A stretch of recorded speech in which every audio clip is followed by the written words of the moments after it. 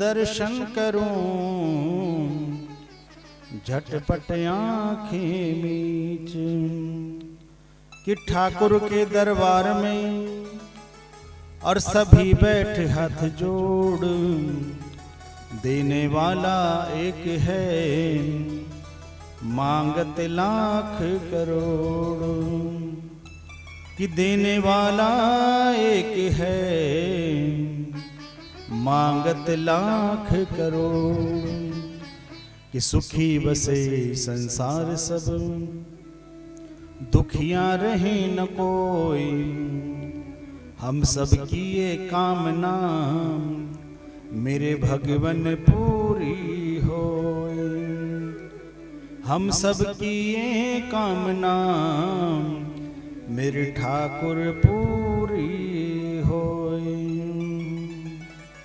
बोलो श्री वृंदावन बिहारी लाल की जय। श्रीमद् भागवत महापुराण की जय। वेद व्यास भगवान की जय। सब संतों की जय। सब ग्रंथों की जय। जय जय श्री राधे, जय जय श्री राधे, जय जय श्री राधे श्याम। अखिल कोटि ब्रह्मांड नायक, जगत नियंता जगदीश्वर, प्रातपर अखिलेश्वर, करुणा के समुद्र श्री बांके बिहारीलाल जी की प्रतिमूर्ति श्रीमद् भागवत महापुराण को वंदन करते हुए इस ज्ञान यज्ञ में उपस्थित मात्र शक्ति सज्जन वंदन, इस ज्ञान के आयोजक श्रीमती किरण कश्यप, आदरणीय श्री राकेश कश्यप जी एवं समस्त कश्यप परिवार, और इस ज्ञान में उपस्थित विप्रजन ब्राह्मणवन सभी को नमन करते हुए आइए आज तृतीय दिवस कथा में हम लोग प्रवेश करने जा रहे हैं। तृतीय दिवस अर्थात भक्ति का तीसरा सोपान। आज कर्म से भक्ति प्रारंभ होगी। कल तक हमने दो प्रकार से भक्ति की है। पहले दिन मन लगाया, दूसरे दिन वचन निभाया, और आज कर्म से भक्ति प्रारंभ होगी। क्योंकि सुखदेव जी आज से ही परीक्षित कथा सुनानी शुरू करेंगे। कल हम सबने श्रवण किया कि परीक्षित का जन्म किन परिस्थितियों में हुआ। मां के गर्भ में है, लेकिन अश्वत्थामा ने ब्रह्मास्त्र छोड़ दिया। किस लिए? उस बालक को मान जिसका भी जन्म भी नहीं हुआ। लेकिन परमात्मा कैसे अपने भक्त की रक्षा करते हैं। और आपने देखा उत्तरा जिसके घर में परीक्षित थे। आपने सुना होगा कि कौशल्या ने राम को जन्म दिया है, देवकी ने केवल कृष्ण को जन्म दिया है। लेकिन धन्य है उत्तरा जिसने भक्त और भगवान दोनों को जन्म दिया है। वरना आप देखें, सुनीति ने केवल ध्रुव को जन्म दिया है, कयादु ने केवल प्रहलाद को जन्म दिया है। या तो भक्त को ही जन्म दिया है या भगवान को ही जन्म दिया है। लेकिन धन्य है उत्तरा जिसने भक्त और भगवान दोनों को जन्म दिया है। कल मैंने बताया था ना कि जब परीक्षित का जन्म हुआ तो भगवान भी प्रकट होकर आए, लेकिन किसी को नजर नहीं आ रहे हैं अप्रत्यक्ष रूप में। तो जब वो बालक प्रकट हुआ तो उस बालक का नाम रखा गया परीक्षित। परि प्लस इक्षित। परि मने उठ बैठ के वो चारों ओर देखने लगा। क्यों? क्योंकि उसकी आंखों में वो झांकी थी किसकी? चतुर्भुज रूप नारायण की झांकी थी। कि नील सरोरुह नील मणि और नील नील तन श्याम, लाजै तन शोभा निरखी, कोटि कोटि सतकाम, कोटि कोटि सतकाम। उस नीलमणि परमात्मा को ढूंढ रहे हैं, चतुर्भुज नारायण को ढूंढ रहे हैं। चारों ओर देखा लेकिन कहीं नजर नहीं आया, इसलिए उस बालक का नाम परीक्षित रखा गया। और भगवान का एक नाम आनंद भी है। परीक्षित कोई और नहीं, हम सब ही परीक्षित हैं। हम सब भी उस आनंद को ढूंढ रहे हैं, लेकिन वो आनंद कहीं मिल नहीं रहा है।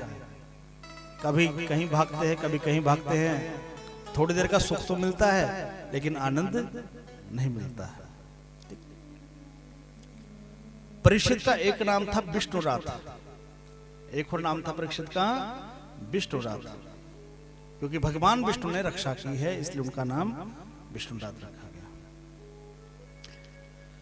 वही परीक्षित धीरे धीरे बड़े हो गए। इधर श्याम सुंदर द्वारकापुरी लौट आए। अर्जुन भी साथ में गए थे। लगभग 30 वर्ष तक भगवान ने वहां पर राज्य किया द्वारकापुरी में। इधर भगवान श्याम सुंदर ने देखा कि मेरे जो पुत्र पौत्र हैं वो सब के सब निरंकुश हो गए हैं। कलयुग के प्रभाव से वो सब के सब अत्याचारी हो गए हैं, जुआ खेलना, शराब खेलना, ये सब उनके कार्य हो गए हैं। तो भगवान ने अपने वंश को समाप्त करने की ठानी और एक योजना बनाई। दुर्वासा ऋषि आए, और जब दुर्वासा ऋषि आए तो भगवान की जो पत्नी है जामवंती, उनके पुत्र हैं साम। तो साम ने मन में सोचा कि हमारे पिताजी इन ऋषि मुनियों की सेवा करते हैं, इनका आदर सम्मान करते हैं, लेकिन ये ऋषि मुनि तपस्या करते, लेकिन इनकी तपस्या में कुछ ताकत है कि नहीं है, या खाली दाढ़ी और भगवा वेश धारण कर लिया। तो उसने क्या किया, बड़ा सुंदर था साम, एक कढ़ाई पेट पर बांधी, सुंदर साड़ी पहनी और कुछ अपने मित्रों को लेकर, सखियों को लेकर के पहुंच गया ऋषियों के पास और झूठ मूठ कहलवा दिया कि पंडित जी, पंडित बताओ ऋषि जी, ये हमारी सखी है, अभी इसका विवाह हुआ है, इसके पेट से जो बालक जन्म लेगा वो लड़का होगा कि लड़की होगा। अब ऋषि मुनि बेचारे सीधे साधे, कोई लड़का बताए कोई लड़की बताए। लेकिन जब दुर्वासा ऋषि के पास पहुंचे तो दुर्वासा ऋषि ध्यान ला के देखा ये सब बच्चे हमसे मजाक कर रहे हैं, तो कह दिया कि अरे बच्चों, जाओ तुम अपना काम करो, हमें संध्या बंदन करने दो, लेकिन नहीं बताओ ना महाराज, लड़का होगा कि लड़की होगा। अब जब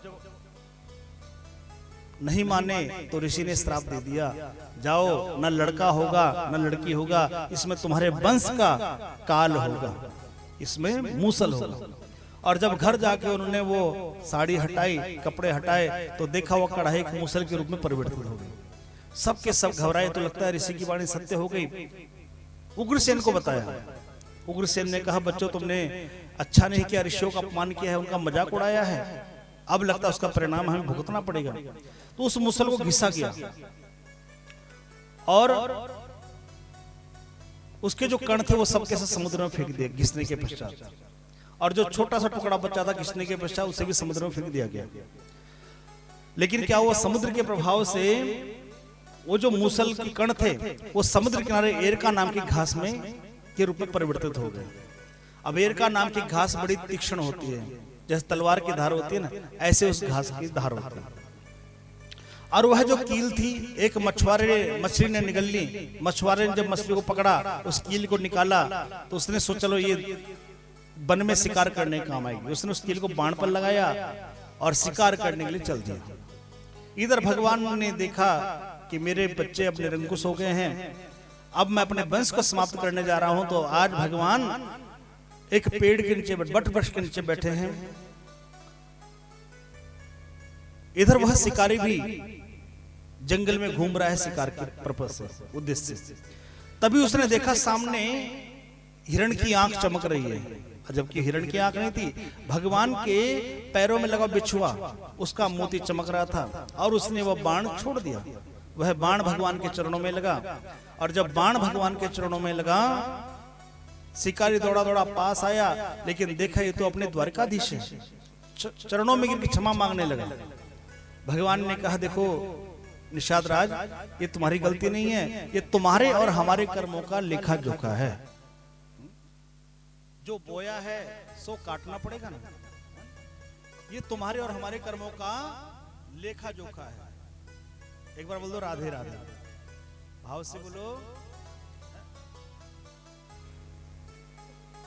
क्योंकि पूर्व जन्म में तुम बाली थे और मैंने तुम्हें छिपके मारा था, और इस जन्म में तुम निषाद राज बने, तुमने मुझे छिपके मारा, हिसाब बराबर हो गया। आज तुम्हारा हिसाब किताब बराबर हो गया और मेरा भी हिसाब किताब बराबर हो गया। इसलिए इंसान जो बोता है वो काटता है। तो कर्मों का लेखा जो कहीं ना कहीं हम सबके सामने आ जाता है। इसलिए संतों ने गाया है कि ना तो देर है ना अंधेर है, तेरे कर्मों का ये तो सब फेर है। ना तो देर है ना अंधेर है, तेरे कर्मों का ये तो सब फेर है। ना तो देर है ओहो ना अंधेर है ओ तेरे कर्मों का ये तो सब फेर है। ना तो देर है ना अंधेर है तेरे कर्मों का ये तो सब फेर है। कर्म बना जीवन देता है कर्म मिटा जीवन देता है कर्म बना जीवन देता है, कर्म मिटा जीवन देता है। अपना कर्म ही सुख देता है अपना कर्म ही दुख देता है अपना कर्म ही सुख देता है, अपना कर्म ही दुख देता है। दुख देता है ना तो देर है ओहो ना अंधेर है आहा तेरे कर्मों का ये तो सब फेर है ओ ना तो देर है ना अंधेर है तेरे कर्मों का ये तो सब फेर है। ना तो देर है ना अंधेर है तेरे कर्मों का ये तो सब फेर है। ना तो देर है ना अंधेर है तेरे कर्मों का ये तो सब फेर है।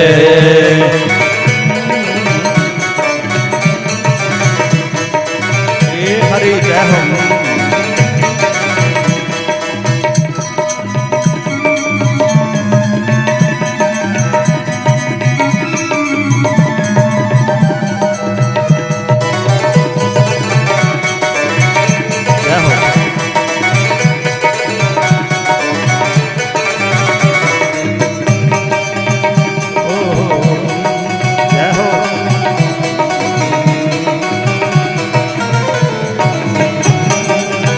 राधा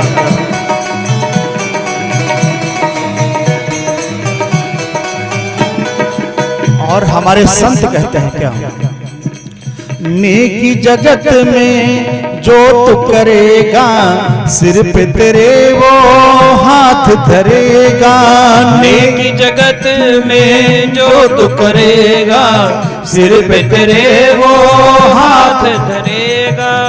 अच्छा आप किसी को एक गिलास पानी पिलाओगे तो उसके मुंह से आशीर्वाद निकलेगा या बद्दुआ निकलेगी? आशीर्वाद निकलेगा। किसी को भोजन करा दिया, किसी प्यासे को पानी पिलाना, किसी रोते हुए के आंसू पोंछना, ये तो सत्कर्म है। सत्कर्म सूचको नूनम ज्ञान यज्ञ स्मृतो बुद्धे। तो इसीलिए संत कहते हैं क्या नेकी जगत में जो तू करेगा सिर पे तेरे वो हाथ धरेगा।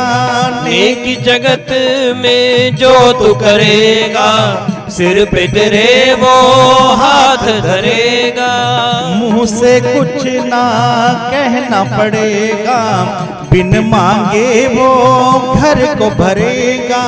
मुंह से कुछ ना कहना पड़ेगा बिन मांगे वो घर को भरेगा। घर को भरेगा ना तो देर है ना अंधेर है तेरे कर्मों का ये तो सब फेर है। ना तो देर है ना अंधेर है तेरे कर्मों का ये तो सब फेर है।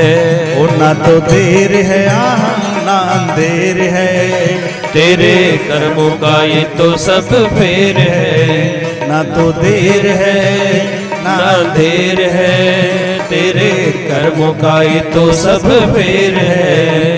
तेरे कर्मों का ये तो सब फेर है। तेरे कर्मों का ये तो सब फेर है। तेरे कर्मों का ये तो सब फेर है। एक बार बोलो राधे राधे।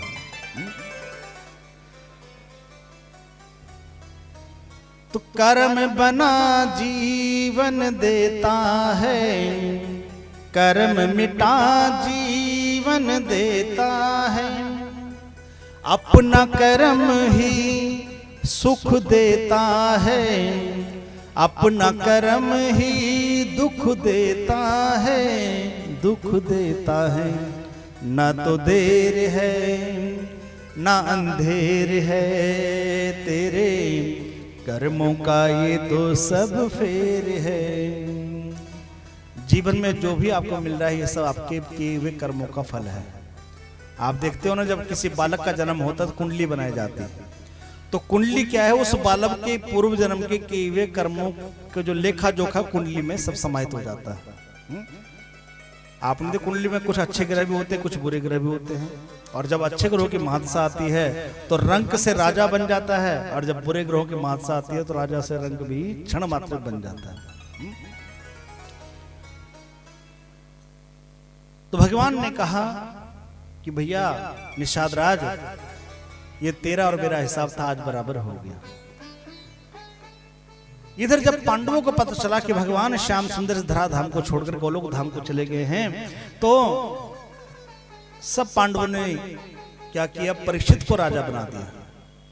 परीक्षित जो कि छोटा सा बालक है, ज्यादा बड़ा नहीं है, मात्र 13-14 साल की उम्र है। उस बच्चे को राजा बना दिया और स्वयं कहां चल दी? हिमालय की यात्रा पर चल दी, स्वर्गारोहण की यात्रा पर चल दी। अब वो नन्हा सा बालक रोने लगा, बाबा आप मुझे छोड़ के कहां जा रहे हो? लेकिन एक बार भी पांडवों ने मुड़कर पीछे नहीं देखा। इसे कहते हैं वैराग्य। एक बार एक स्त्री नलका चला रही है और अपने पति को नहला रही है, और पति से कह रही देखो जल्दी नहा लो, मुझे अपने मायके जाना है। क्यों, क्या हुआ? मेरा भाई आज संन्यास लेने वाला है। इतना सुनना था, पति हंस पड़ा, कहने लगे देवी वो झूठ मूठ के ड्रामे कर रहा है, कोई संन्यास लेने वाला नहीं है। इतना सुनना था, पत्नी को गुस्सा, कहने लगे मेरा भाई संन्यास लेने वाला है, मेरे भाभी का क्या होगा, मेरे उनके भतीजों का क्या होगा, और तुम्हें मजाक सुन रहा है? तो उसने कहा देवी संन्यास ऐसे नहीं लिया जाता है। तो कैसे लिया जाता संन्यास, मुझे बताओ। देवी देखना चाहती हो संन्यास कैसे लिया जाता है? हाँ हाँ मैं देखना चाहती हूँ आज। तो उसने क्या किया? पति ने नहाया धोया, कपड़े पहने और चला गया। आज तक कहीं पता ही, ये संन्यास लेना हो ना तो ढिंडोरा नहीं पीटता, वो तुरंत चल देता है। तो पांडवों ने एक बार भी मुड़ करके पीछे नहीं देखा। परीक्षित रो रहा है, जबकि इतने सारे दुश्मन पांडवों के थे, कोई भी हमला करे परीक्षित को मार सकता था, लेकिन उन्हें भगवान के भरोसे छोड़ दिया और छोड़ के चले गए। इधर धीरे धीरे परीक्षित बड़े हो गए और चक्रवर्ती सम्राट बन गए।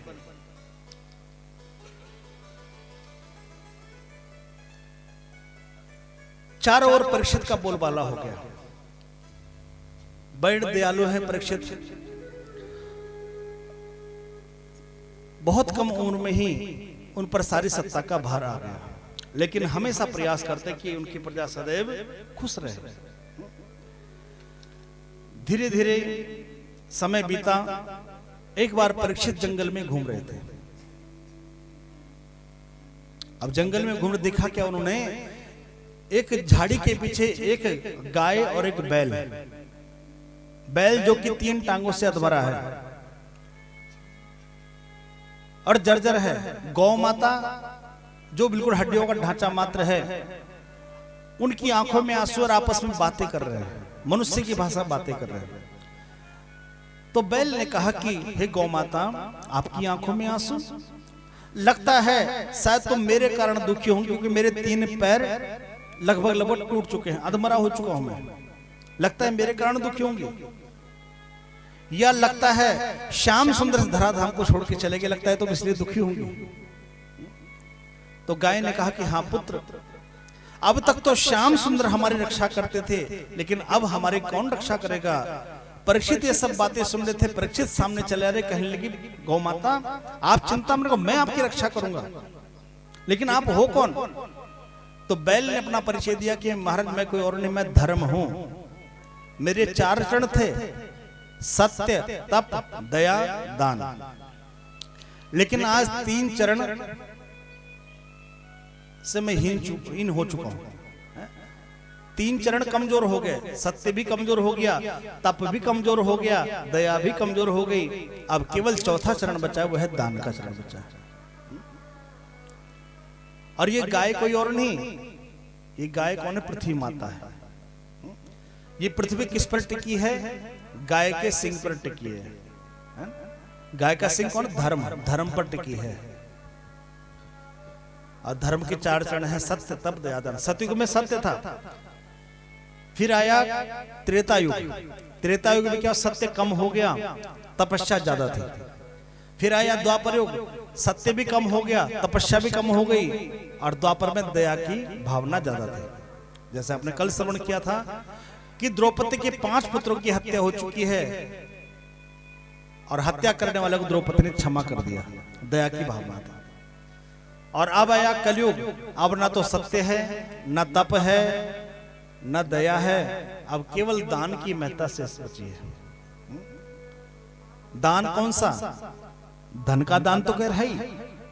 देखो दान भी अनेक तरह के होते हैं। एक बार बोल दो राधे राधे।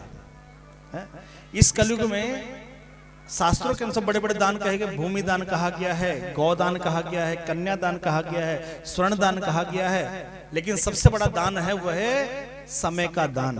आप ठाकुर जी को अपना समय दे रहे हो, यह सबसे बड़ा दान है। इस कलयुग में यह सबसे बड़ा दान माना गया।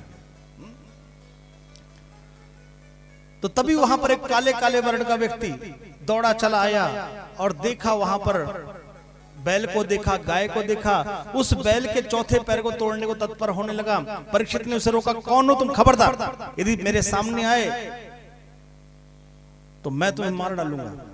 तो उस काले काले व्यक्ति ने जैसे ही परीक्षित को देखा तो वह भगवान उनके चरणों में गिर पड़ा, कहने महाराज मैं कोई और नहीं, मैं कलयुग हूं। अरे कलयुग, तुम्हारी हिम्मत कैसे है मेरे राज्य में आने की? निकल जाओ मेरे राज्य से। मैंने सुना है कि तुम्हारे अंदर बहुत सारे अवगुण हैं, छठ, छल, झूठ, ईर्ष्या, द्वेष, कपट, अनाचार, भ्रष्टाचार, ये सब तुम्हारे अंदर है। तो कलयुग ने कहा कि महाराज मैं मानता हूं मेरे अंदर बहुत सारे गुण हैं, लेकिन मेरे अंदर एक गुण भी है कि यत्फलम नास्ति तपसाम न योगेन समाधिना तत्फलम लभते सम्यक कलो केशव कीर्तनात्, कलो केशव कीर्तनात्। कि कलयुग केवल नाम आधारा, कलयुग केवल नाम आधारा, सुमिर सुमिर नर उतरहि पारा, सुमिर सुमिर नर उतरहि पारा। कलयुग केवल नाम आधारा, कलयुग केवल नाम आधारा, सुमिर सुमिर नर उतरहि पारा, सुमिर सुमिर नर उतरहि पारा। भाव को भाव अनख आलस हो, भाव को भाव अनख आलस हो, नाम जपत मंगल दिशि दस हो, नाम जपत मंगल दिशि दश हो। नाम जपत मंगल दिशि दस हो, नाम जपत मंगल दिशि दस हो। सीताराम बोलो रे भैया, सीताराम बोलो, सीताराम बोलो भैया, सीताराम बोलो। राजा राम बोलो भैया, राजा राम बोलो, राजा राम बोलो भैया, राजा राम बोलो। सीताराम बोलो रे भैया, सीताराम बोलो, सीताराम बोलो भैया, सीताराम बोलो। राजा राम बोलो भैया, राजा राम बोलो, राजा राम बोलो भैया, राजा राम बोलो। राजा राम बोलो भैया, राजा राम बोलो, राजा राम बोलो भैया, राजा राम बोलो। राजा राम बोलो भैया, राजा राम बोलो, राजा राम बोलो भैया, राजा राम बोलो। कि यत् फलम नास्ति तपसा। कलयुग कहता है कि महाराज मैं मानता हूं कि मेरे अंदर बहुत सारे गुण हैं, लेकिन मेरे अंदर एक गुण है जो फल सतयुग में, त्रेता में, द्वापर में हजारों लाखों वर्ष तपस्या करने से प्राप्त होता था, वही फल इस कलयुग में मात्र घंटे 2 घंटे बैठ करके भगवान की कथा सुनने से, भगवान का कीर्तन करने से प्राप्त हो जाता है। इतना सुनना था। कलयुग ने, परीक्षित ने कहा भैया फिर कलयुग तू कहीं मत जा, तू यहीं रह जाऊं। तो कलयुग ने कहा रह तो जाऊं, लेकिन मुझे रहने के लिए स्थान दे दो। तो 4 स्थान दिए हैं। कि द्यूतपानम स्त्रीशूनम यत्रा धर्म चतुर्विधम। द्यूतपान माने जहां जुआ खेला जाता है वहां कलयुग का वास होता है। फिर है पानम माने जहां शराब पी जाती है वहां कलयुग का वास होता है। तीसरा स्त्रीय, जहां किसी बहन को माता को गलत भाव से देखा जाता है वहां कलयुग का वास होता है। और चौथा स्थान है जहां किसी अबोल पशु पक्षी को मारा जाता है, काटा जाता है, खाया जाता है, वहां कलयुग का वास होता है। तो आप सबके यहाँ तो किसी यहाँ कलयुग का वास होगा ही नहीं, बोलो हाँ जी। ये चारों में से कुछ है ही नहीं ना आपके यहाँ। वहां तो आपके यहाँ तो सब भगवान जी का वास होगा ना। ना तो कोई जुआ खेलता, बोलो नहीं महाराज बिल्कुल नहीं खेलते। ना कोई शराब पीता, बिल्कुल नहीं महाराज। हमारे मोहल्ले में, हमारे घर में तो मोहल्ले में भी कोई नहीं पीता बिल्कुल। और होली वाले दिन तो बिल्कुल देखते तक नहीं उसकी ओर।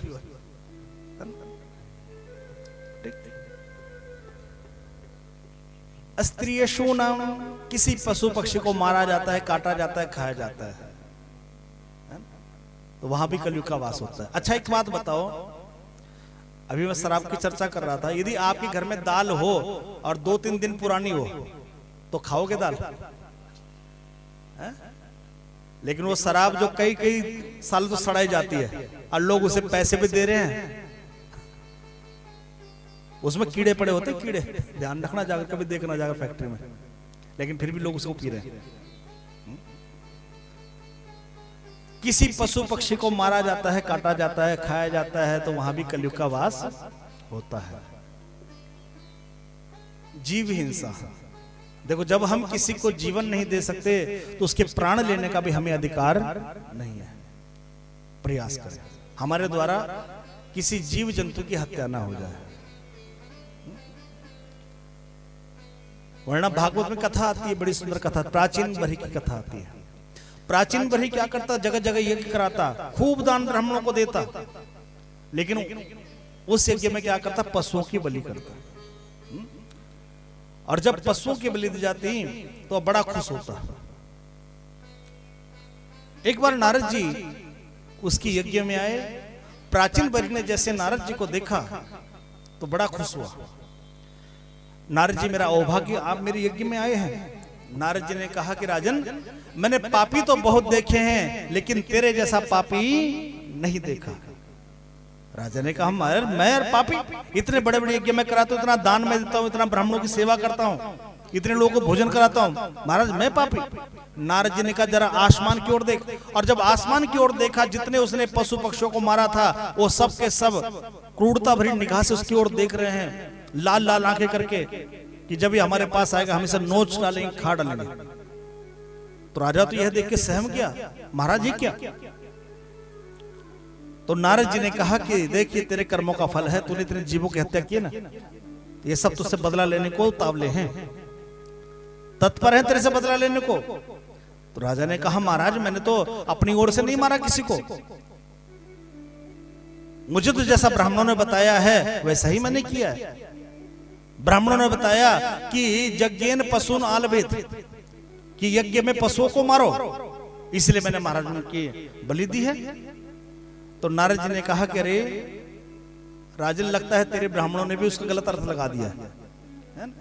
यज्ञेन पशून आलभेत, यज्ञ में पशुओं को मारो उसका अर्थ नहीं है, आलभेत का अर्थ होता है छूना, कि यज्ञ हो रहा है उसमें किसी पशु को छू करके हम प्रतिज्ञा करें। जैसे बकरा है, बकरा किसका प्रतीक? अभिमान का प्रतीक है। तो बकरे को छू के हम प्रतिज्ञा करें कि आज के बाद कभी अभिमान नहीं करेंगे। भैंसा क्रोध का प्रतीक है, घोड़ा काम का प्रतीक है। तो जितने भी जीव जंतु वो सब प्रतीक हैं। मछली है, मछली किसका प्रतीक है? जिभ्या, आज के बाद कभी रस की ओर नहीं भागेंगे। आपको पता जब हनुमान जी चले लंका की ओर तो सबसे पहले कौन मिली? सुरसा नाम राक्षसी का।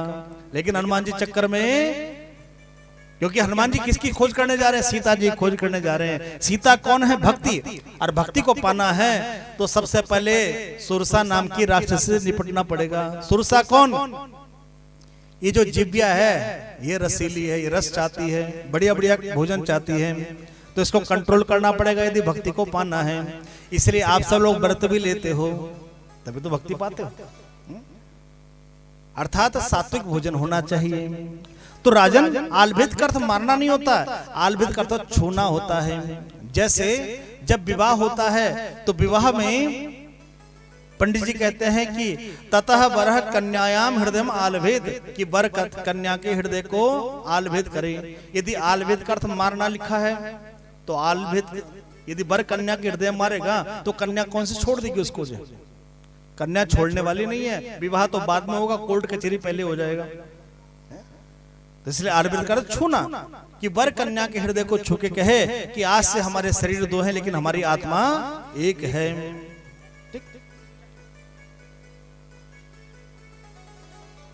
तो प्राचीन बहन ने कहा महाराज मैं तो शास्त्रों के अनुसार करता हूं। तो नारद जी ने कहा कि राजन, शास्त्रों में बहुत सी बातों का, बहुत से श्लोकों का डबल अर्थ होता है, लेकिन इंसान अपने अपने मतलब से अर्थ छांट लेता है। बहुत सी बातों का डबल अर्थ हो जाता है, इसलिए अर्थ का अनर्थ हो जाता है कई बार। आपको समझाने के लिए एक बार बोल दो राधे, भाव से बोलो, राधे राधे, जोर से बोलो भाई, राधे राधे। सोने वाले भी बोल दे एक बार, राधे राधे। सोतन वैसे शुरू के जो 3 दिन होते हैं कथा में थोड़ा ज्ञान की चर्चा ज्यादा होती है, इसलिए सोना नहीं है। और चौथे दिन से कन्हैया आ जाते फिर तो आनंद कथा होती है। आइए समझते हैं, हमारे शास्त्रों में बहुत सी बातों को इनडायरेक्ट वे में कहा गया है, अप्रत्यक्ष रूप में कहा गया है। प्रत्यक्ष लिख करके अप्रत्यक्ष रूप में कहा गया है। ठीक, समझने के लिए एक छोटे से दृष्टांत से आपको जल्दी समझ में आएगा। एक बार एक कवि एक दुकान पर बैठा चाय पी रहा था। चाय पी रहा था, उसने चाय पी, तभी उसने क्या देखा कि एक कौवा उस दुकानदार की दुकान पर आया और वहां पर एक दही का माठ था। अब उस माठ में क्या दही थी? कौवे ने दही को देखा तो वह उड़ करके उस माठ के पास चला गया और दही खाने लगा। इधर दुकानदार अंदर गया हुआ था, उसने ध्यान नहीं दिया। जैसे वो बाहर आ देखा कौवा दही खा रहा है, उसने एक छोटा सा पत्थर उठाया और कौवे को भगाने के लिए उठाया, लेकिन दुर्भाग्य कौवे का, वो जैसे कौवे के लगा मर्म स्थल पे लगा, कौवा बेचारा वहीं मर गया। अब ये दृश्य किसने देखा? एक कवि ने देखा। किसने देखा? कवि ने देखा। अब कवि ने ये दृश्य देखा तो कवि ने चाय पी और वहीं पास में एक टंकी थी, हाथ धोने गया तो उसके मन में एक कविता उत्पन्न हो गई। तो कविता की एक लाइन उसने क्या किया, वही दीवार पर लिख दी। एक चौक पड़ी थी उधर, उस दीवार पर एक लाइन लिख दी कि काग दही पे जान गवायो। क्या लिखा? काग दही पर जान गवायो। अब कवि तो उस लाइन को लिख के चला गया, उसका अर्थ क्या था कि कौवे ने दही के ऊपर अपनी जान गंवा दी। वो तो लिख के चला गया।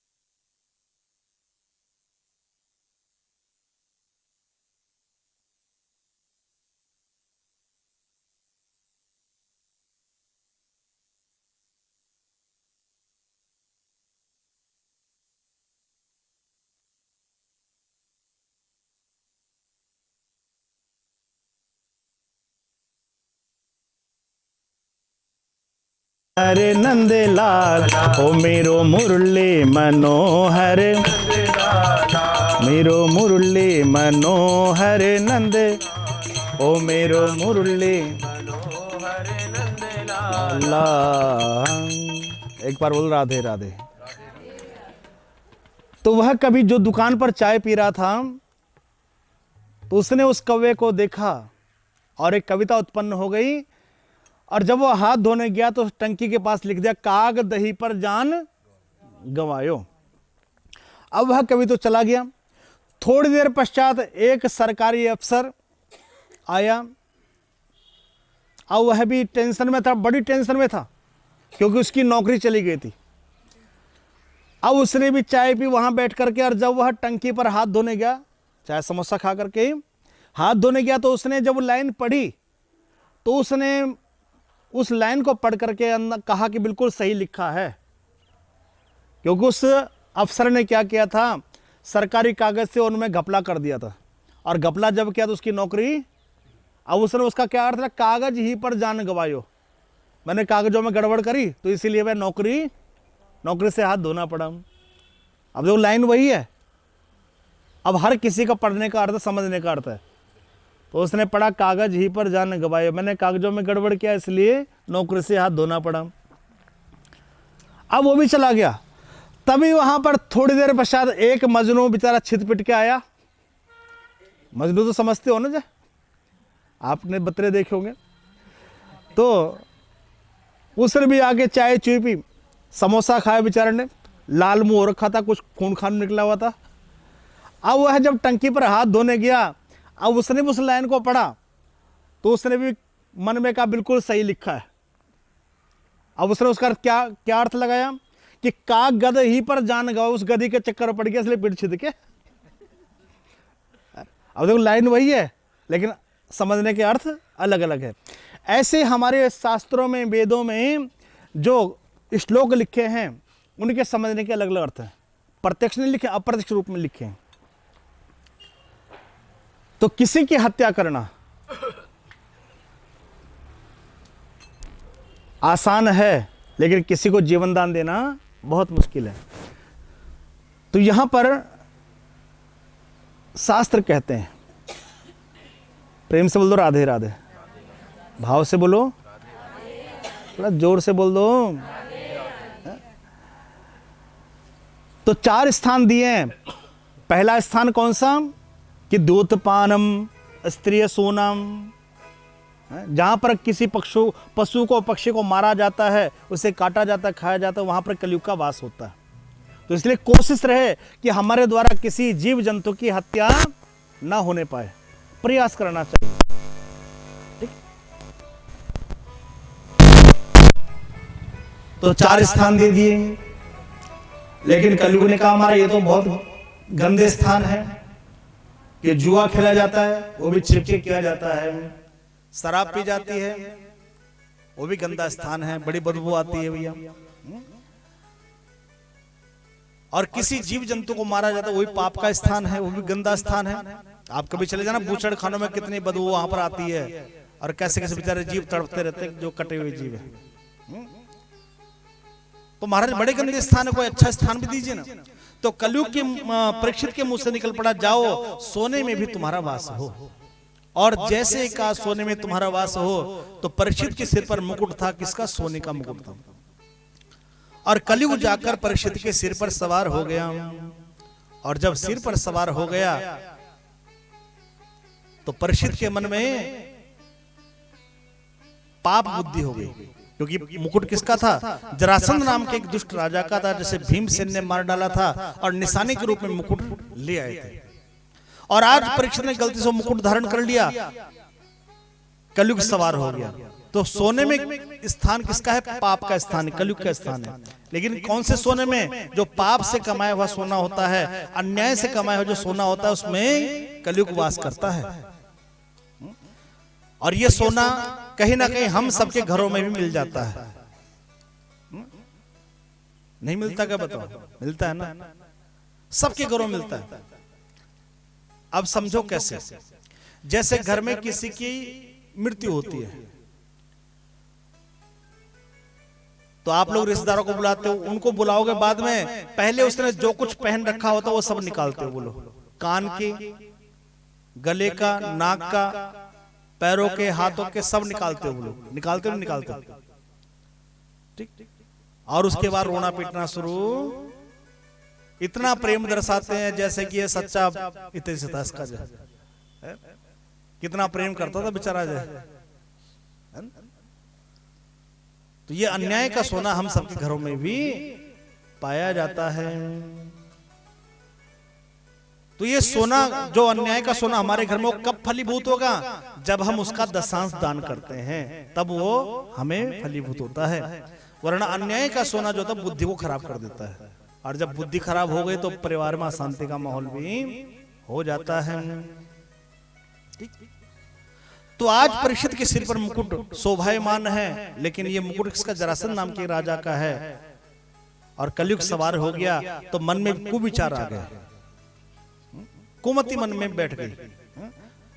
और सुमति और कुमति सबके हृदय में होती है, हृदय में भी होती है और मन में भी होती है। कि सुमति कुमति सब के उर रहे, और नाथ पुराण निगम अस कहे। जहाँ सुमति तहम संपत्ति नाना, और जहाँ कुमति तहाँ विपत्ति निदाना। जहाँ कुमति तहाँ विपत्ति निदाना। सबके पास होती, सुमति भी होती, कुमति भी होती है। किसी के पास कम होती, किसी के पास ज्यादा होती है। और जब सुमति हमारे मन में होती है तो हम लोग सत्संग में जाके बैठते हैं, और जब कुमति होती है तो वैसे डिस्को डांस में जाते हैं, पिक्चर हॉल में जाते हैं।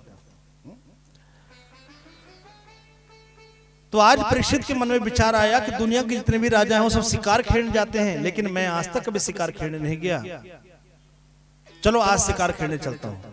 चल दिया परीक्षित जंगल में शिकार खेलने, लेकिन सुबह से लेकर शाम हो गई, किसी भी जीव जंतु को नहीं मार पाया,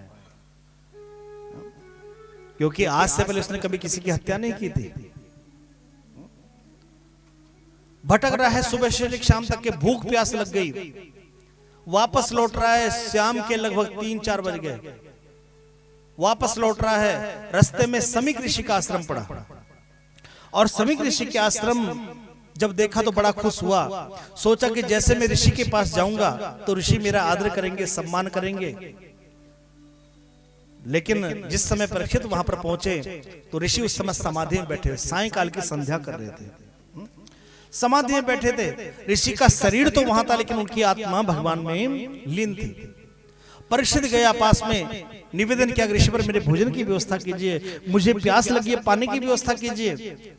लेकिन ऋषि का शरीर वहां था, लेकिन उनकी आत्मा तो भगवान में रमण कर रही थी। 3-4 बार परीक्षित ने कहा। अब तो परीक्षित क्रोध उत्पन्न हो गया, क्योंकि कलयुग सिर पर सवार है। क्रोध उत्पन्न हो गया, लगता है ऋषि तपस्या करने का ढोंग कर रहा है, राजा की बात को नहीं सुनता। अभी मैं इसे ऐसा दंड दूंगा कि इसके आने वाले 7 पुश्ते याद रखेंगे। इधर तो देखने क्या करूं क्या करूं, देखा एक मरा हुआ सांप, सड़ा हुआ सांप काफी दिनों का पड़ा हुआ था वहीं पास खेत में, उसको उठाया और समीक ऋषि गले में डाल दिया और वापस लौट आया। और जब परीक्षित वापस लौट आया तो घर आके उसने वस्त्र उतारे होंगे, धनुष बाण एक तरफ रखा होगा, कवच कुंडल उतारे होंगे, और मुकुट भी उतारा।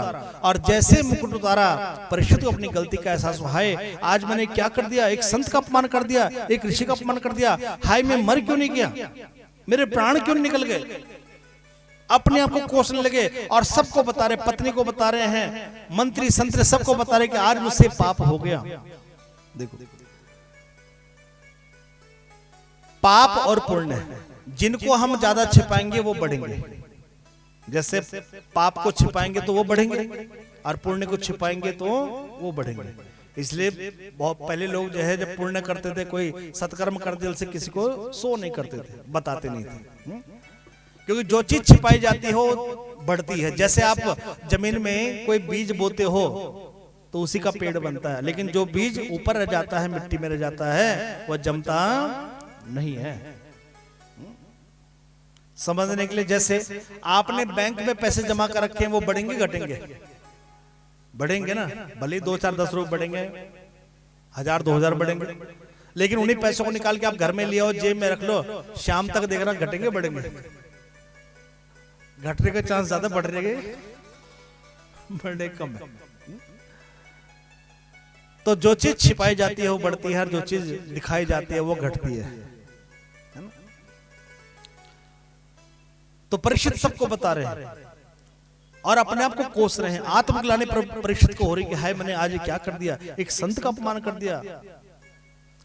इधर समीक ऋषि के पुत्र जो कि संध्या करने के लिए वही पास में कौशिक नदी वहां पर गए हुए थे, और जब वापस आए तो देखा क्या, पिता के गले मरा हुआ सर्प पड़ा हुआ है। पूछा किसने डाला, तो कुछ ऋषि कुमार वहां पर छोटे छोटे बच्चे खेल रहे थे, उन्होंने बताया कोई राजा आया था और उन्होंने तुम्हारे पिता के गले मरा हुआ सर्प डाला है। इतना सुनना था, समीक ऋषि के जो पुत्र हैं उनको क्रोध उमड़ पड़ा, और जब क्रोध उमड़ पड़ा तो कौशिक नदी का जल जो कि उन कमंडल में था, जल हाथ में लिया और हाथ में लेकर के परीक्षित को श्राप दे डाला। कीति लंघित मर्यादम तक्षका सप्तमे हनि दक्षयन्ति स्म कुलंगारा चोदितो में तमदुतम चोदितो में तमदुतम। जिसने मेरे पिता के लिए मरा हुआ सर्प डाला है, आज से 7वें दिन इसी सर्प का वंशज तक्षक नाग उस राजा का काल होगा। जैसे ही श्राप दिया तो समीक ऋषि की समाधि खुली। अरे देखा पुत्र, ये क्या, तुम्हारी आंखों में आंसू? तो सारी बात जब बताई तो समीक ऋषि ने ध्यान लगा के देखा तो राजा कोई और नहीं, वो परीक्षित राजा थे। अरे पुत्र, ये तुमने क्या किया, एक धर्मात्मा राजा को इतना बड़ा श्राप दे दिया। परीक्षित जैसे धर्मात्मा राजा इस धरती पर यदि नहीं होगा तो कलयुग का प्रभाव और बढ़ जाएगा। तुमने बहुत गलत किया। अपने एक दूत को बुलाया, दूत के द्वारा संदेशा भिजवाया कि राजा को बताओ कि तेरी जिंदगी केवल 7 दिन की है। दूत पहुंचे, राजा को बताया, और जैसे ही परीक्षित ने ये सुना कि आज से 7वें दिन मेरी मृत्यु है, तो परीक्षित तो हंसने लगे। हंसते से पत्नी के पास है, मंत्री संतरी के पास है। पत्नी ने पूछा, स्वामिन अभी थोड़ी देर पहले तो आप कह रहे थे कि हाय मैं बड़ा पापी हूं, मुझसे इतना बड़ा पाप हो गया, लेकिन अभी आप हंस रहे हो। तो परीक्षित ने कहा, देवी मैं हंस इसलिए रहा हूं क्योंकि मैं 7 दिन से पहले मर नहीं सकता, क्योंकि संत का श्राप है, वरना दुनिया में कोई भी इंसान है उसके पल भर की गारंटी नहीं है, लेकिन मैं मर नहीं सकता। अब तो परीक्षित ने क्या किया, अपने पुत्र जन्मे जो गद्दी पर बिठाया और स्वयं सब कुछ छोड़ करके चल दिए। कहां? सुक्करताल चल दिए। मुजफ्फरनगर जिले में सुक्करताल पड़ता है, गंगा नदी किनारा है, बड़ा ही पावन तट है। और जब परीक्षित वहां पर पहुंचे तो वहां पर बड़े बड़े ऋषि मुनि वहां पर परीक्षित से मिलने आ रहे हैं। जैसे उन्हें पता चला कि परीक्षित को श्राप लगा है, कौन कौन ऋषि मिलने आ रहे हैं? वशिष्ठ मुनि, च्यवन ऋषि, भारद्वाज ऋषि इत्यादि, भृगु ऋषि, अंगिरा ऋषि, शक्ति, पराशर, बड़े बड़े ऋषि वहां पर मिलने आ रहे हैं। ऋषियों ने कहा, परीक्षित हमने सुना है कि तुम्हें श्राप लगा है। परीक्षित ने कहा कि नहीं नहीं, मुझे श्राप नहीं लगा है, मुझे तो वरदान मिला है। और वरदान मिला वो कैसे? तो परीक्षित ने कहा कि ऋषिवर, दुनिया में कोई भी व्यक्ति ऐसा नहीं है जिसे अपनी मृत्यु का पता चल जाए, लेकिन मुझे अपनी मृत्यु का पता चल गया है कि मैंने 7 दिन में मरना है, तो मुझे श्राप नहीं, मुझे वरदान मिला है। दूसरी बात, इतने सारे संतों का दर्शन मुझे एक साथ हो रहा है, ये मेरे लिए वरदान से कम नहीं है। तीसरी बात, गंगा जी का किनारा है, ये भी मेरे लिए वरदान से कम नहीं है। तो परीक्षित ने उन सबसे एक ही प्रश्न किया कि महाराज मैं जानना चाहता हूं कि मृण्यमारणस्य किम कर्तव्यम, जो शीघ्र मरने वाला व्यक्ति है उसे कौन सा उपाय करना चाहिए। सभी ऋषियों ने कुछ ना कुछ उपाय बताया, लेकिन कोई भी उपाय सटीक उपाय नहीं था। कोई कह रहा है कि महामृत्युंजय का पाठ कर लो, लेकिन वो भी 11 दिन का होता है। कोई कह रहा है देवी भागवत कर लो, दुर्गा सप्तशती का पाठ कर लो, लेकिन वो भी 9 दिन का होता है। लेकिन दिन केवल कितने हैं? 7 ही दिन हैं। तो वहां पर महर्षि वेदव्यास जी विराजमान है। वेदव्यास जी ने कहा कि परीक्षित, जिस परमात्मा ने गर्भ में तुम्हारी रक्षा की है, एक काम करो, तुम उसी परमात्मा को याद करो। और परीक्षित ने हाथ जोड़ करके प्रार्थना करे किसकी? सत्यम परम धीमहि, कि प्रभु जब मैं माँ की गर्भ में था तब प्रभु मैं तो मर ही चुका था, आपने मुझे अमृत पिला करके पुनः जीवन दान दिया, लेकिन आज मैं मौत के द्वार पर खड़ा हूँ। हे श्याम सुंदर, आप मुझे सही रास्ता दिखाओ। और प्रार्थना करनी थी, तभी वहां पर क्या हुआ कि तत्रा भगवत भगवान व्यास पुत्रो यदक्षया गामटमानोपेक्षहम अलक्ष्य लिंगो निजलाभ तुष्टो व्रतश्च बालेर्वधूत वेश, व्रतश्च बालेर्वधूत वेश। तभी वहां पर क्या हुआ, श्री सुखदेव जी महाराज परम वैरागी संत हैं। श्री सुखदेव जी महाराज साक्षात भगवान ही सुखदेव बन करके प्रकट हो गए। बोलो सुखदेव भगवान की जय। ऐसे वीतरागी हैं सुखदेव जी महाराज, निज लाभ तुष्ट, केवल अपने लाभ में, और अपना लाभ क्या है? भगवान का नाम।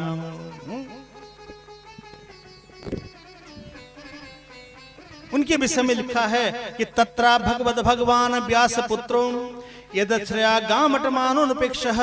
गामटमानोपेक्ष का अर्थ है जिन्हें ना स्त्री का पता है ना पुरुष का पता है, वो तो केवल सब में आत्मा का दर्शन करते हैं, सबके भीतर परमात्मा का दर्शन करते हैं। अलक्ष्य लिंगो, ऐसे परमहंसाचार्य हैं। कौन? श्री सुखदेव जी महाराज।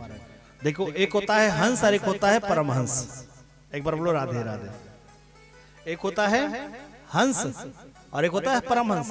हंस क्या करता है? हंस की पहचान करनी हो तो उसके सामने दूध रख दो तो क्या करेगा? पानी मिला हुआ दूध रख दो, दूध पी जाकर पानी आपके लिए छोड़ देगा। और एक होता है परमहंस। हंस कौन? जिसकी नजरों में भेद है कि ये दूध है ये पानी है, लेकिन एक है परमहंस जिसकी नजरों में कोई भेद नहीं है। हंस क्या करता है? दूध पी जाता है और पानी छोड़ देता है। लेकिन आप सब भी परमहंस हो, आप सब दूध और पानी दोनों।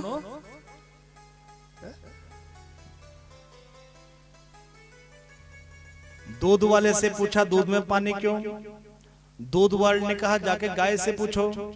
गाय ने कहा पानी पी रही हूं, पानी ही दूंगी। दूध वाला मेरे प्राण ले रहा है, मैं तुम्हारे लूंगी। दूध वाले से पूछा भाई तू इतनी लेट क्यों आया?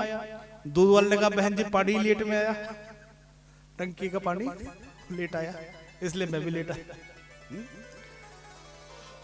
तो परमहंस जिसकी नजर में कोई भेद नहीं होता है, तो आप सब कौन हो? परमहंस हो। और इस कथा के अधिकारी कौन है? परमहंसी हैं, जिनकी नजरों में कोई भेद नहीं है। तो जब सुखदेव जी वहां पर आए, छोटे छोटे बच्चे उनके पीछे पीछे भाग रहे हैं, नंगा बाबा आया, नंगा बाबा आया, क्योंकि शरीर पर कोई वस्त्र नहीं है। कैसा वेश है सुखदेव जी का? केवल एक लंगोटी पहने हैं, सुंदर घुंघराले बाल हैं, गौर वर्ण है और लंबी लंबी उनकी भुजाएं हैं। बड़ा सुंदर उनका मुखमंडल है। और जब सुखदेव जी आए तो सबके सब ऋषि वहां पर खड़े होकर के उनको वंदन करने लगे। परीक्षित ने देखा, लगता है ये कोई साधारण विभूति नहीं है, ये तो साक्षात लगता है मेरा उद्धार करने साक्षात भगवान ही आ चुके हैं। एक सुंदर आसन पर सुखदेव जी को बिठाया। परीक्षित उनको प्रणाम करने, फूल माला इत्यादि पहनाने लगा। तो ऋषियों ने कहा परीक्षित ज्यादा स्वागत सत्कार के चक्कर में मत पड़, इनसे तो अपने दिल की बात पूछ ले, क्योंकि ये बीतरागी संत हैं, उठ के चल देंगे, ये ज्यादा किसी स्थान पर टिकते नहीं हैं। तो सुखदेव जी एक सुंदर आसन पर बैठे हैं, परीक्षित चरणों में बैठा है। और परीक्षित ने बड़ा सुंदर प्रश्न किया अतः पृच्छामि संसिद्धिम योगिनां परमं गुरुं पुरुषेहं यत् कार्यं म्रियमाणस्य सर्वथा। हे योग के परम गुरु, हे वैराग्य के चक्र चूड़ामणि श्री सुखदेव जी महाराज, मैं आपसे केवल यही जानना चाहता हूं कि जो शीघ्र मरने वाला व्यक्ति है उसे कौन सा उपाय करना चाहिए। तो सुखदेव जी के मुंह से पहला ही श्लोक निकला है, बड़ा सुंदर श्लोक है कि वर्यानेशते प्रश्नः कृतो लोक हितम नृपः आत्मवित्त सम्मतम पुंसाम श्रोतव्यादिषु यः परः। बड़ा सुंदर प्रश्न उत्तर निकला है सुखदेव जी के मुंह से। वर्यानेशते प्रश्न, देखो सबसे पहला अक्षर क्या निकला है, वह शब्द निकला है। जैसे आप मूली खाओगे तो मूली की डकार आएगी, लहसुन खाओगे लहसुन की डकार आएगी, प्याज खाओगे प्याज की डकार आएगी। तो ऐसे सुखदेव जी कौन ब्रह्म वेता संत हैं, तो उनके मुंह से पहला अक्षर वह शब्द निकला है कि वरियानि शिते प्रश्न, क्योंकि परीक्षित मरने वाला है और मरने वाले को किस चीज की आवश्यकता होती है, अमृत की आवश्यकता होती है। तो यहां पर जो वह शब्द है ये परब्रह्म का अक्षर है, ब्रह्म। तो इसलिए ब्रह्म के मुंह से ब्रह्म ही निकलता है, क्योंकि निरंतर ब्रह्म का ध्यान करते हैं कौन, सुखदेव जी महाराज। अब जैसे समझो, एक बार बोल दो राधे राधे, दूर से बोल दो, हाँ दोनों हाथ उठा के बोल दो, हाँ। अब समझने के लिए, जैसे आपने देख किसी व्यक्ति को यदि भोजन न मिले तो 5, 7, 10 दिन रह सकता है, रह सकता है ना। यदि किसी व्यक्ति को पानी न मिले तो 2, 4, 10 दिन वो भी रह सकता है। लेकिन यदि किसी व्यक्ति को वायु न मिले तब, हवा न मिले तब कितनी देर रहेगा, मात्र 1 मिनट भी नहीं रह सकता। तो वह शब्द का अर्थ वायु भी है, बिना वायु के इंसान नहीं रह सकता है। इसलिए सुखदेव जी कहते हैं कि श्वास श्वास में राम भज, वृथा श्वास न खोए, ना जाने या सांस की फिर आवन होए न होए, ना जाने या सांस की फिर आवन होए न होए। ये सांसें बड़ी इंपॉर्टेंट हैं, ध्यान रखना। दुनिया में जब किसी बालक का जन्म होता है तो सबसे पहले क्या करता है, सबसे पहले रोता है। लेकिन रोने से पहले भी एक और काम करता है, अपने जीवन की पहली सांस लेता है, और जब यहां से जाता है तो अपने जीवन की अंतिम सांस लेता है। तो सांस रूपी 2 किनारे हैं जिन पर यह जीवन की धारा बह रही है। दुनिया में आपको हर चीज मिल सकती है, लेकिन ये सांस की सांस नहीं मिल सकती है? हर चीज बिकाऊ है, लेकिन ये सांसें बिकाऊ नहीं है, ये अनमोल हैं। इन सांसों की कीमत तो वही जान सकता है जो हॉस्पिटल में पड़ा है, तड़फ रहा है। जैसा अभी कोरोना हुआ था, बहुत से लोग सांस लेने में दिक्कत आई थी, सांस ढंग से नहीं ले पा रहे थे, तो उन लोगों को पता है इसकी कीमत कितनी है। ये कोई बिकाऊ चीज नहीं है। यदि बिकाऊ चीज होती ना तो बड़े बड़े सेठ अपने गोडाउन भर लेते और फिर आपको बेचा करते 30,000 के 10 ग्राम ले जा। तो कोई बिकाऊ चीज नहीं है, इसलिए इन सांसों का सदुपयोग करना चाहिए। एक स्वस्थ व्यक्ति को 24 घंटे में 21,600 सांसें मिलती हैं। कितनी सांसें? 21,600 सांसें। तो 1 मिनट में लगभग कितनी सांसें लगभग 18 से 20 सांसें। एक स्वस्थ व्यक्ति है, कोई रोग उसे नहीं है, कोई टेंशन उसको नहीं है, तो 18 से 20 सांसें उसकी चलते 1 मिनट में लगभग। जैसे आप सब यहाँ बैठे हैं, तो यदि अभी चेक किया जाए तो आपकी सांसें भी 18 से 20-22 के लगभग होंगी। और जब तक कथा चलेगी गारंटी है इतनी ही रहेंगी, लगभग 20, 21, 22 के आसपास। लेकिन कथा विराम होने के पश्चात गारंटी, जैसे घर में जाओ किस पे गुस्सा फूट पड़े तो सांस कम चलेगी तेज चलेगी, है ना? ठीक है। तो इसलिए इन सांसों का सदुपयोग करना चाहिए। और सांसों का सदुपयोग क्या है कि हर सांस में हो सुमिरन तेरा, और यूं बीत जाए जीवन मेरा। हर सांस में हो सुमिरन तेरा, यूं बीत जाए जीवन मेरा। हर सांस में हो सुमिरन तेरा, यूं बीत जाए जीवन मेरा। हर सांस में हो सुमिरन तेरा, यूं बीत जाए जीवन मेरा। तेरी पूजा करते भी बीते शाम सवेरा, तेरी पूजा करते बीते सांझ सवेरा। और यूं बीत जाए जीवन मेरा, यूं बीत जाए जीवन मेरा। हर सांस में हो सुमिरन तेरा, हर सांस में हो सुमिरन तेरा। यूं बीत जाए जीवन मेरा, हो यूं बीत जाए जीवन मेरा। नैनों की खिड़की से तुमको पल पल में निहारूं, नैनों की खिड़की से तुमको पल पल में निहारूं। नैनों की खिड़की से ओ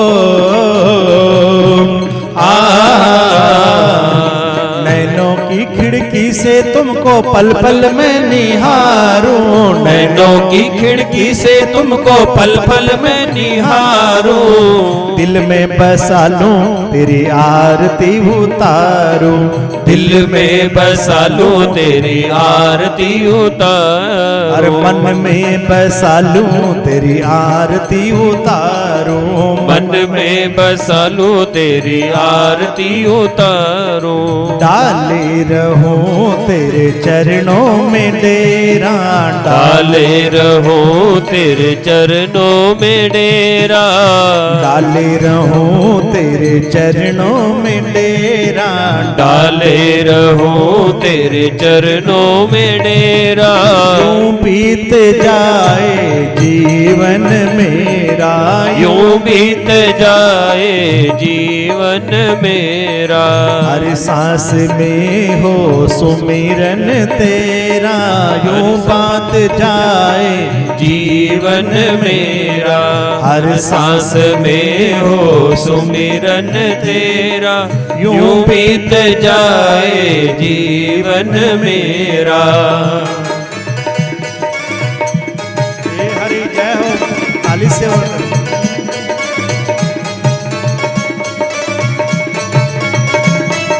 हे हरि जय हो।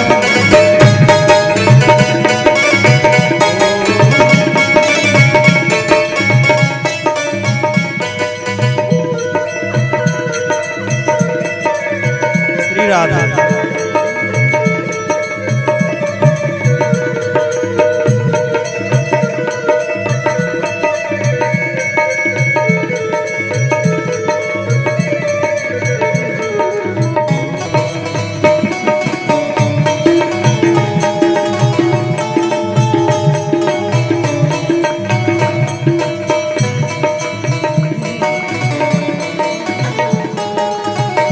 राधा।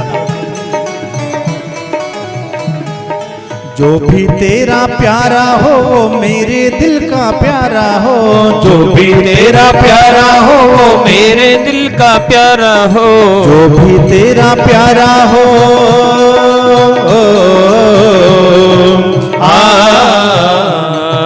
जो भी तेरा प्यारा हो वो मेरे दिल का प्यारा हो, जो भी तेरा प्यारा हो वो मेरे दिल का प्यारा हो। मेरे सिर का ताज मेरी आंखों का तारा हो, मेरे सिर का ताज मेरी आंखों का प्यारा हो। मेरे सिर का ताज मेरी आंखों का तारा हो, मेरे सिर का ताज मेरी आंखों का तारा हो। सब में निहारूं मैं रूप तेरा, सब में निहारूं मैं रूप तेरा। यूं बीत जाए जीवन मेरा, यूं बीत जाए जीवन मेरा। हर सांस में हो सुमिरन तेरा, हर सांस में हो सुमिरन तेरा। यूं बीत जाए जीवन मेरा, यूं बीत जाए जीवन मेरा। हरि बोल जाओ।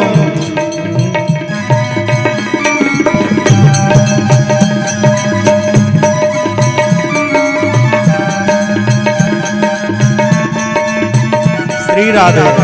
ताली सेवा करते हुए हे हरि।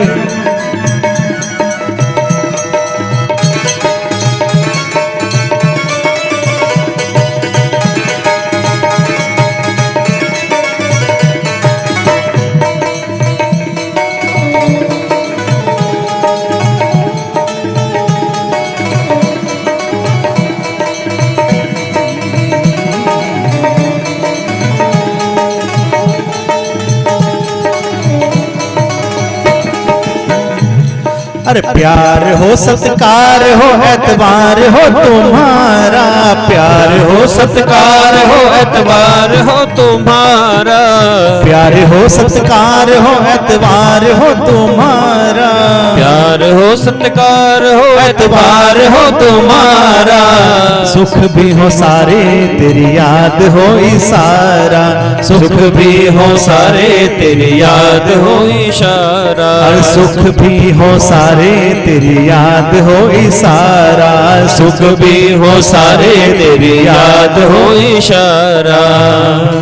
अरे हो आत्मा पर तेरा ही डेरा, हो आत्मा पर तेरा ही डेरा, हो आत्मा पर तेरा ही डेरा, हो आत्मा पर तेरा ही डेरा।